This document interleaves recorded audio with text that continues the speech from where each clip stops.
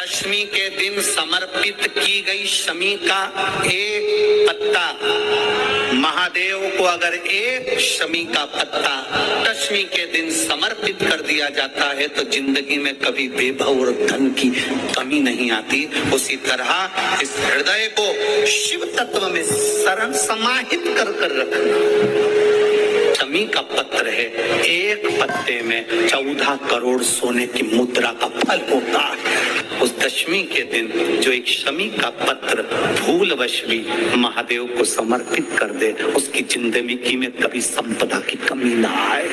एक शमी का पत्र, एक शमी का पत्ता 14 करोड़ सोने की मुद्रा से प्रबल हो जाता है। शमी के वृक्ष के नीचे, बेलपत्री के वृक्ष के नीचे अगर भूल से भी बच्चा, बूढ़ा, कोई व्यक्ति एक पार्थिव शिवलिंग का निर्माण कर लेता है, भूलवश भी उस पे जल समर्पित कर देता है, भूलवश भी उसके भाव से पुष्प या शमी पत्र या बेलपत्र भी चढ़ा देता है, तो वो इस संसार में कहीं ना कहीं सुख भोगता ही है, उसके जीवन में दुख।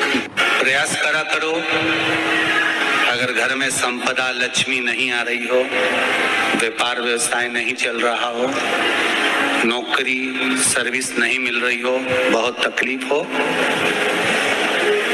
7 बेलपत्री केसर को घिसकर चंदन बनाकर बेलपत्री पर बीच वाली पत्ती पर ओम लिखना है। दोनों पत्तियों पर भी एक आदिशक्ति जगदम्बा के नाम की केसर की बिंदी लगाना है, दूसरे में श्री गणेश रिद्धि सिद्धि के नाम की बिंदी लगाना है। शिव जी पर समर्पित करते जाना, शंकर को चढ़ाते जाओ।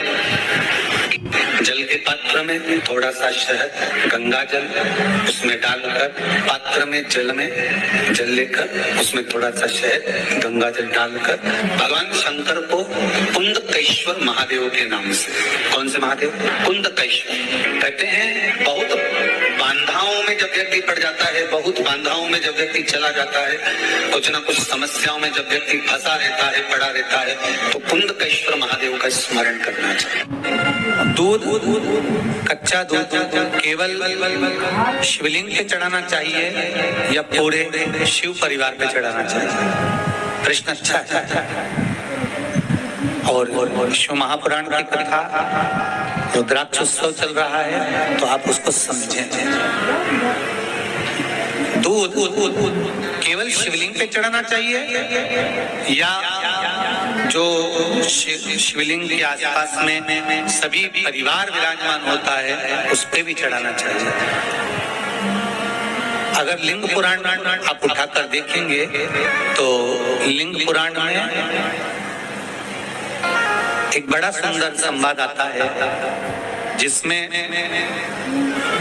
जो वर्णन किया गया है कि उसमें लिंग पुराण के अंतर्गत एक पीले शिवलिंग का वर्णन आता है कि पीला जो शिवलिंग होता है उस शिवलिंग का भाव कितना सुंदर बताया गया है। उसमें व्याख्यान वर्णन में आप अगर पढ़ेंगे, देखेंगे लिंग पुराण के अंतर्गत, तो उसमें आता है कि दूध जब आप देव आदिदेव महादेव के शिवलिंग पर समर्पित करते हो तो शिव महापुराण की कथा कहती है, लिंग पुराण कथा कहती है, नर्मदा पुराण, स्कंद पुराण, पद्म पुराण, अग्नि पुराण, सारी पुराणे वर्णन करती है, वराह पुराण, ब्रह्मवेत्ता पुराण, ये जितनी पुराणे सब वर्णन करती है कि जब शिवलिंग पर हम दूध चढ़ाते हैं तो केवल शंकर भगवान के शिवलिंग पर दूध चढ़ा देने से संपूर्ण परिवार पर दूध चढ़ जाता है। अलग से हमें कहीं चढ़ाने की जरूरत नहीं,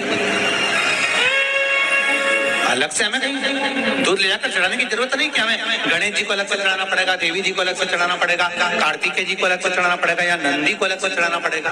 आपको ज्ञात होना चाहिए कि शंकर भगवान पर चढ़ाया गया थोड़ा सा भी दूध, जल जो हम भगवान शिव को समर्पित कर रहे हैं वो केवल शिव के लिए नहीं रहता, केवल भगवान शंकर के लिए नहीं है, वो स्वयं 33 कोटि देवताओं को समर्पित हो जाएगा। स्वयं 33 कोटि देवताओं को एक लोटा पानी बेलपत्री आप शिवलिंग पर पहले चढ़ा रहे हैं, उसके बाद जल चढ़ा रहे हैं। दूसरा, जल चढ़ाने के बाद बेलपत्र चढ़ा रहे हैं। ये दो अलग अलग क्रम है शंकर भगवान की पूजन के। आप समझ लीजिएगा जरा, ये प्रसंग कभी नहीं आया, आज आया है तो उसको समझ